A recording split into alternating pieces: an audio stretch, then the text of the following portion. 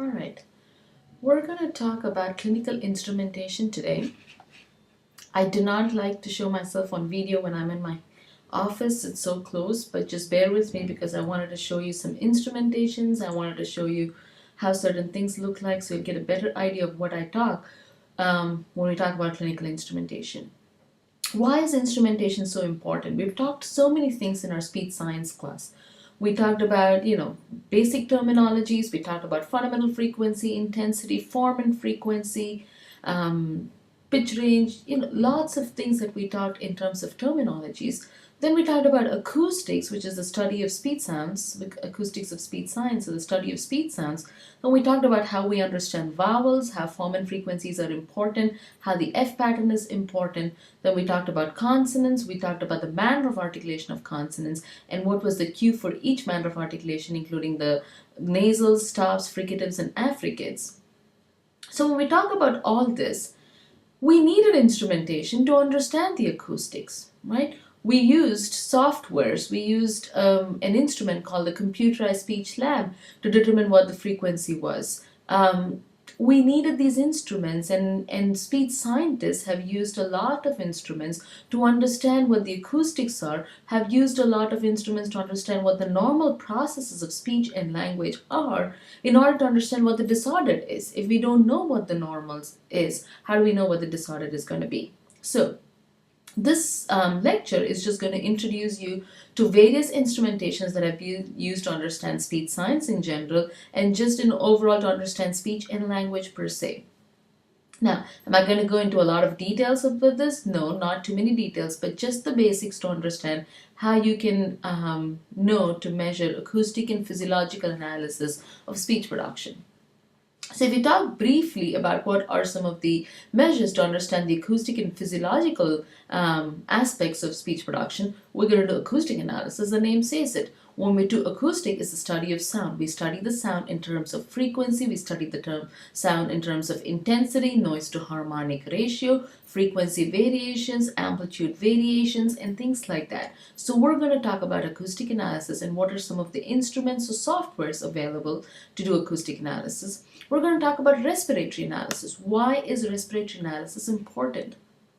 If you remember the physiology of speech production, we talked about how our vocal folds, in order to be able to open, we need to build sufficient subglottic pressure below the vocal folds. The vocal folds tend to open and airflow passes through that. That's the air pressure, the airflow, and the volume. Why is this important? We need to know what the normal is. What is it at rest that we can compare it to speech? We can compare it to what happens during a disordered voice production. Okay. We want to understand laryngeal function.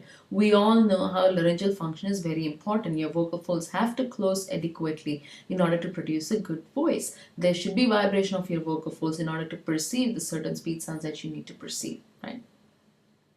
Finally, we want to understand articulatory analysis. Again, this is all about speech production. So in order to understand speech production, we need to know what happens at the level of your vocal tract. Remember, we've talked this so many times. If I removed my head and kept it aside, right, and I just produced a sound only at the level of my vocal folds, it's going to sound like you should know it in your sleep right now, right? Bzz, bzz, bzz, right? But when we talk about anything about that, is going to be involvement of our vocal tract. So any modification of our speech sounds happens at the level of the vocal tract. So articulatory analysis is important. Where is the contact? Where is the points of contact for your tongue? Where are the points of contact for your lips? Where does the tongue come between your teeth? All of those will tell us information about articulatory analysis. Again, all of this is to be able to understand what the normative is. If we know what the norms are, we can understand or infer about the disordered population and how to help them, right? So the first thing we're going to talk about is acoustic analysis. Basically, if you remember all of that we've talked so far, acoustic analysis can be represented. Remember, the visual representation of speech sounds can be a waveform, can be a spectrum, can be a spectrogram, right? If you do remember how to visualize a waveform. So basically, we're converting a sound wave into a visual representation. The visual representation can either be a waveform, the visual representation can be a spectrum, the visual representation can be a spectrogram. And from those visual representations, we investigate a lot of parameters. Those parameters may include fundamental frequency, frequency range, intensity range, noise to harmonic ratio, how much harmonics are there and how much noise is masking those harmonics. We can talk about variations in frequency, we can talk about variations in intensity, we can talk about form and frequencies. So your acoustic analysis is basically giving us a visual representation of the speech sound that you're producing. Okay? But in order for us to be able to see this visual representation, we need to have a good sound wave. Agreed? If we don't have a good sound wave, how are we going to visualize that representation? So in order to get a good sound wave, you need to be recording your speech, correct? Like for example, you had Wimba lecture from me, you have had a lecture from the studio from me, you've had a lecture from me from my office. You know how the audio has changed between those three places. The worst was Wimba, right? Because it has so much background noise. We had that air conditioning constantly running in the classroom. The microphone was far away. It was picking up other background noise as well. The one at the studio was by far the best, I would guess, because the microphone was placed right above. It was a recording studio. There was no background noise. It was just a small room with lights and everything. So it was a good unidirectional microphone. Here I'm talking into an inbuilt microphone in my office, and it probably compares like right in between the Wimba and your studio recording. So an input signal and the clear recording of that input signal is very important. There should be adequate volume or intensity, right? Again, this comes to the kind of microphone that you use. If you're using a microphone that is omnidirectional, meaning it picks up from every possible directional, versus unidirectional, which is only focused towards your mouth and picks up information from your mouth, which one do you think is going to be a good speech recording? Right? Obviously, it's going to be a unidirectional microphone that's taking away all the other noise, the background noise. It's not picking up any of those, but it's just picking up your speech. So a proper microphone is very important. A suitable environment is very important, like a shielded booth or a quiet room. My office is pretty quiet unless the phone rings, right? If the phone rings, then I probably have some background noise. If you think about recording in the classroom for Wimba, it was not a quiet room because of the air conditioning turning on, so you were not able to receive my speech. Now think about that kind of input that I gave in for acoustic analysis. What do you think the signal is going to look like, or the output is going to look like? You're going to have more noise in those rather than speech, which means what? You're not going to get a good acoustic analysis of that data, right? So a very important aspect of acoustic analysis is how your input signal is going to be. Your input signal is a sound wave. How do you record that sound is very important depending on your adequate volume.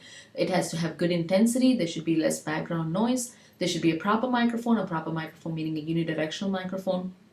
A good environment that is quiet, right? Even if you think about testing for audiological purposes, if you're getting somebody's hearing thresholds, you want it to be a nice quiet room because you don't want background noise affecting their ability to hear a soft sound. And also, if you talk about volume, the other thing is if you have too much gain setting, and if I was probably too close to the microphone, there could be feedback, or there could also be peak clipping is what we call, meaning your signal is too high that all you see is red and you're missing some of the signal at those high volumes or high gain, so you're actually not getting a good representation of your data. Okay, so it's very important to get a clear recording of speech. So this is important. I'd ask you, what are three parameters that is required or is important for a clear recording of speech? And you will have to say adequate volume or intensity, a proper microphone, and a suitable environment. Okay.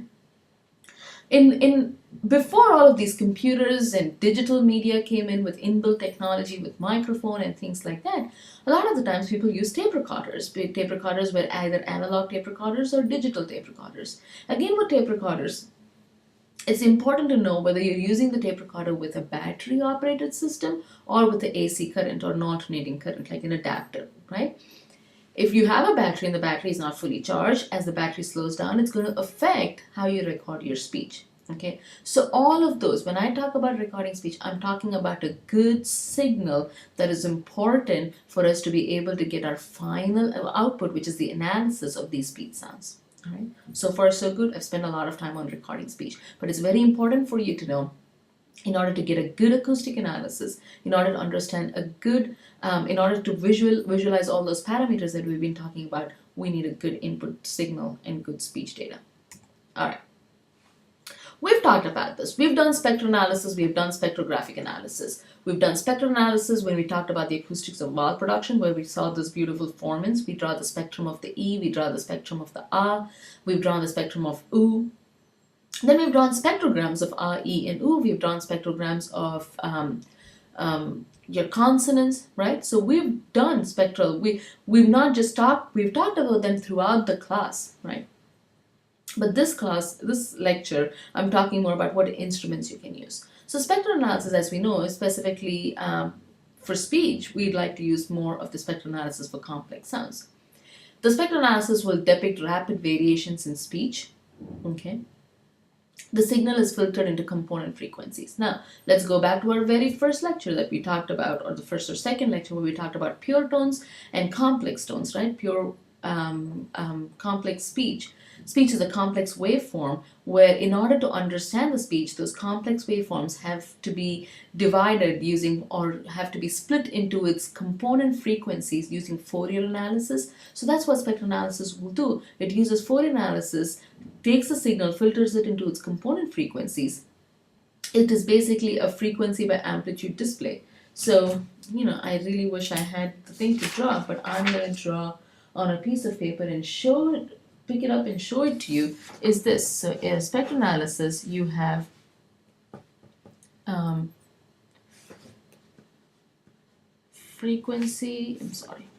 amplitude and frequency at a given instant in time. So it's a frequency by amplitude display. If you see, that's your y-axis and that's your x-axis. Your x-axis has frequency and your y-axis has the amplitude, right? If you remember that. And if we drew a spectrum analysis, that will be something how it looks like, right?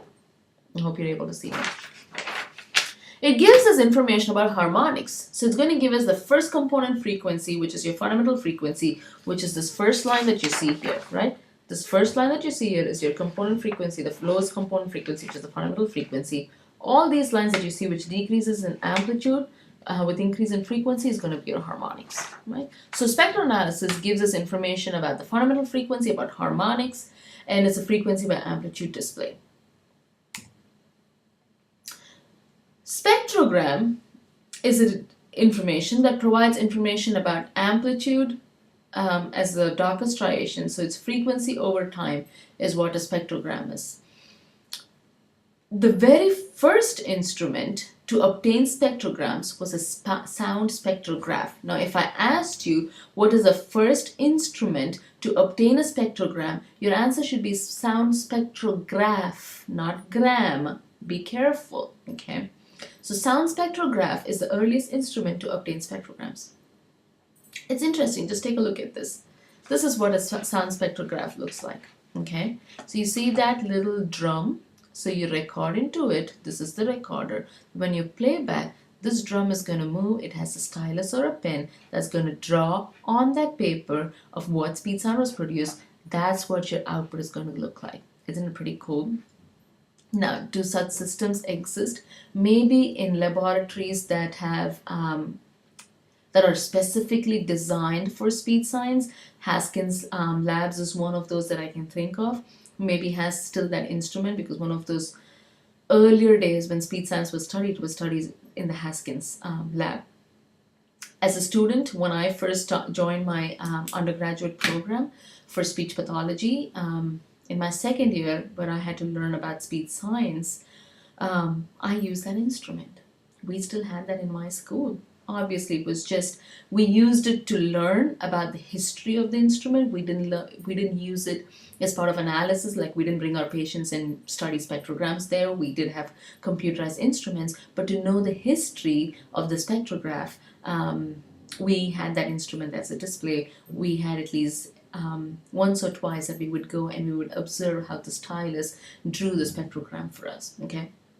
So one of the earliest instruments to obtain spectrograms is a sound spectrograph.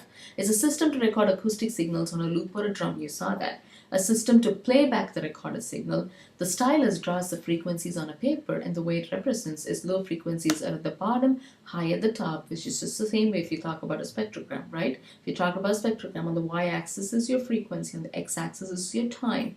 So frequency, the lower will be on the lower end, and the higher frequencies will be at the top. Higher the intensity, darker the striation, just like how you've seen a computerized spectrogram. So this is at the lower, at the bottom, that's going to be low frequencies. Those are going to be higher frequencies. Darker the striations, greater the amplitude. Okay, so that is a spectrogram, and the first instrument to study a spectrogram was the sound spectrograph. Nowadays, with computerized instrumentation that we have, the digital technology, we obtain spectrograms in various ways. We have something called a narrowband spectrogram and a wideband spectrogram. You choose these spectrograms depending on what you want to see. So for example, you choose the filter settings. It's all about filter settings. You want to choose a certain bandwidth, right? What will pass and what won't. And depending on that, you will get to see whether you want more information on harmonics, right, which are whole number integer multiples of your fundamental frequency, or do you want information about formants, which are those resonant peaks or high amplitude peaks that are amplified when the source comes and hits the natural frequency of that body. So those becomes your formant or resonant peaks, right? So do you want information on harmonics? Do you want information on formants? If you wanted information on harmonics, you want a narrowband spectrogram. If you wanted information on formants, where do I want to see? Do I want to see the formant frequencies for when I'm doing an acoustic analysis of vowels? Yes, I'd like more information on formants than harmonics. Then I would do a wideband spectrogram. Typically for speech purposes, if I want to do an acoustic analysis of speech, I'm more interested in formants, so we would choose a wideband spectrogram.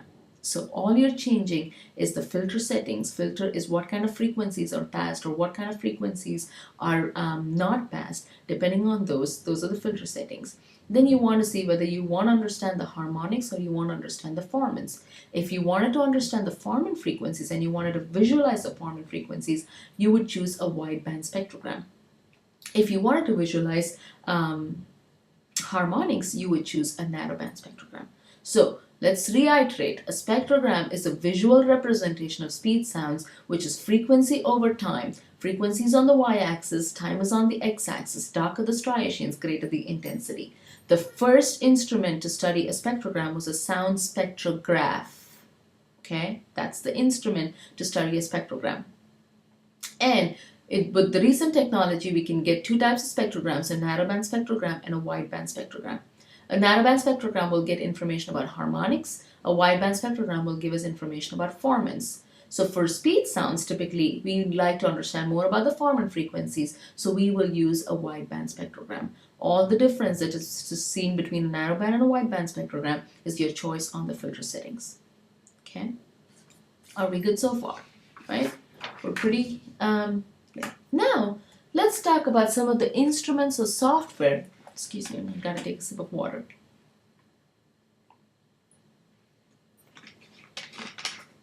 Let's talk about some of the instruments or software that is available to understand the acoustic analysis.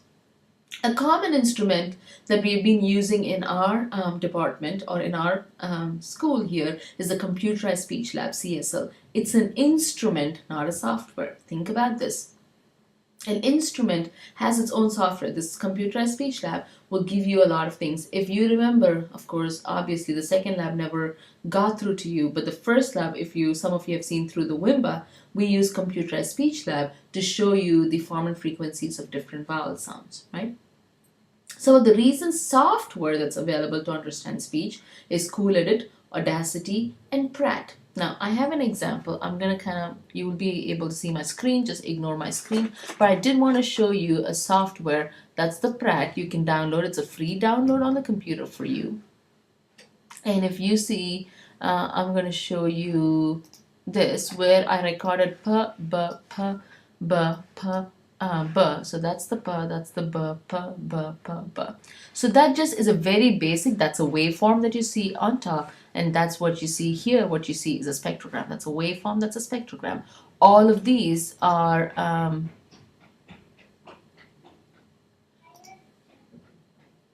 all of these are just a basic. So for you to play around, you can record different speed sounds. So Pratt is a software that's a free download for you on the computer.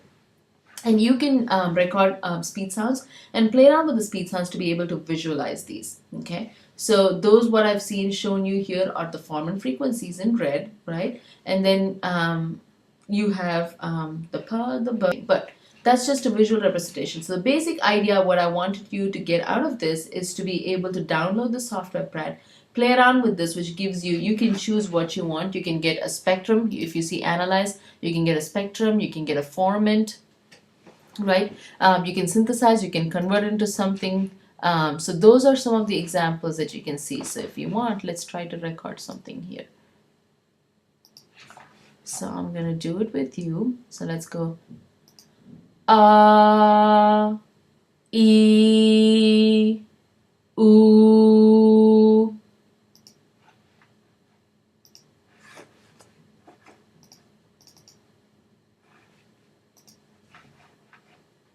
All right, here is an example.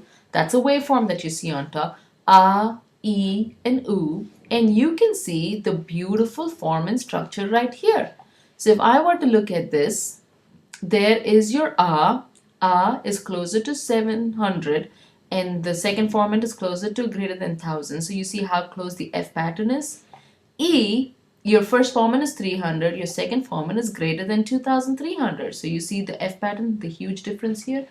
In oo right here, your first formant is 300, your second formant is close to 800. Right? And of course, you do realize that they are relative numbers and they change with dialect, they change with male or female. So that's why it's not the exact same numbers as 700, 1090, and 2200 or 300, 2350. So they're not exact numbers. We talked about they're not absolute numbers, they're relative numbers because they change with gender, they change with age, they change with dialectal variation. So my A, E, oo may have a certain dialect and I'm a female. So those numbers are slightly different, but that gives you an idea of the F pattern. So play around with the software. So this is a software that's a free download, okay? All right, other softwares include Audacity, that I think that is also a free download, and Cool Edit. So if I asked you, give me 3 softwares to understand the acoustic analysis of speech, you would say Cool Edit, Audacity, and Pratt. Okay. One instrument is a computerized speech lab. Now, most of us, yes, this is a good one. The Pratt is good. You have it online. You can do certain analysis. Sometimes people don't even have access to computers. How do I get non-computerized measurement? So in order to get non-computerized measurement, to get information, anything about the pitch, I use something called the pitch pipe. This is what a pitch pipe looks like. It's $11 on an Amazon store, even cheaper maybe. And then we ask somebody to say E. And then I blow in to match their frequency. If I go E. No, that's higher. So I need to find one that goes. See, that almost matched the E. So then I look at this. You need to know the conversions here. It doesn't give you frequencies. It just gives you the musical letters. And then you have to figure out what frequency that was. Okay. So that gives me an information about pitch. Right. So that's called the pitch pipe. If I wanted information about intensity, I use a sound level meter. Okay. This is a sound level meter, which will tell me. I'm going to do this, so I hope you can see the number. And you see the number fluctuations there? Those are going to be what my intensity is going to be. So if I asked you, name one non-computerized instrument to measure intensity, you have to say SLM, or the sound level meter. Name one non-computerized instrument to measure frequency, you have to say the pitch pipe. So here's another demo of that. Hopefully you can see those numbers there.